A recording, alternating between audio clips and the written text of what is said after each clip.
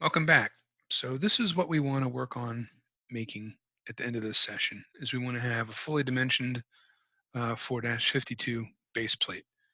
So we're going to talk about how to set that up. Now, one of the things that I did since the last session is I had a scaling of 1 to 2 or 50%. I enlarged it to a scaling of 3 to 4, which is 75%. That makes it more comfortable to get some of the dimensions in, and it lets us dimension these rectangles. We deviate a little bit from the handout here, but again, our objective is readability. So with that said, let's go ahead and get started. Here's the shape without any dimensions from last time. Now, when I made the scale larger, right click and view properties and change that 1 to 2 to a 3 to 4 right there. Okay, so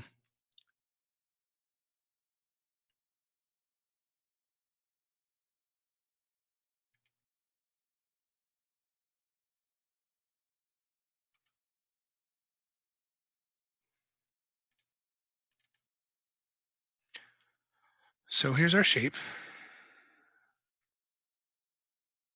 4-52, and I've changed the scale to 3 to 4 or 75%. To do that, right click on view properties, and where it had 1 to 2 in here, previously it looked like this, change that to 3 to 4, okay? And that will get you this larger shape. Now, the first thing that we've got to do is put center lines in. It's a little unusual to have center lines on a rectangular shape. They're normally reserved for cylindrical things, but it indicates symmetry on either side of the axis. So to do that, we use the center line, 2-point center line. And when I get near the midpoint, the snap indicator changes to a triangle. So go from triangle to triangle, and also horizontally from triangle to triangle. So we've got our center lines put in so it looks like the original handout. Now go ahead and we want to dimension that this is 3 inches square. So I'm going to put the 3 a little bit to the side of that vertical center line. And I want to change this to single digit precision. I don't actually need anything after the decimal point. And then trailing that number 3, I want to put in, so it looks like the handout. I'll put in that SQ. Okay. Um, Next, I want to go ahead and tell it that it's an inch away from the triangle. And notice the arrowheads for the dimension line as well as the decimal places. So I'm first going to change that to lose the decimal places, and then I'm going to push this button. If necessary, you can push this button to change how it handles the dimension. I want to drag that, put that back in.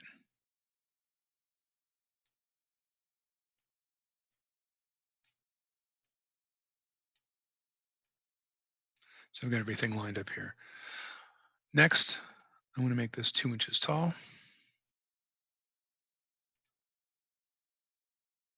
I'm going to have this down here, and again, I'm going to have that be single precision.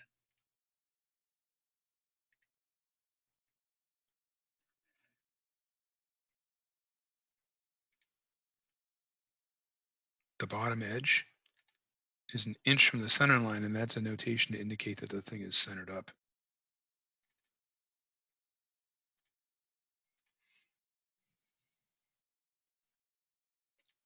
And then lastly, I want to indicate that this is 3/4.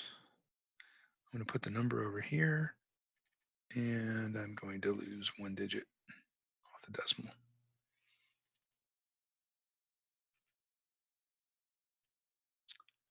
I'm going to put in an angled dimension,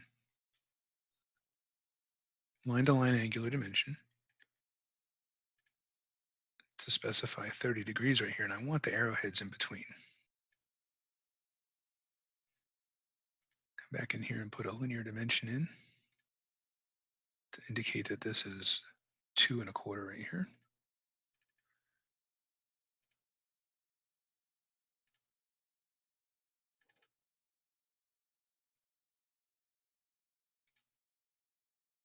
Dimension this for 5.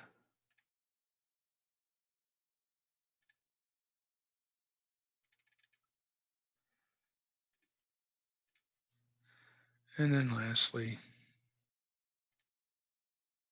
dimension this for 8.5.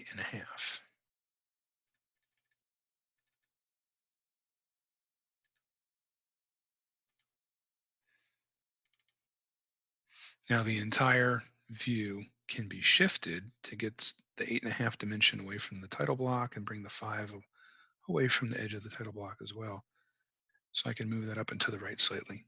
And that finishes off making the shape. You'll need to have the opportunity to practice placing your dimensions and aim for replicating the example that you've got here in this video. Thanks for watching.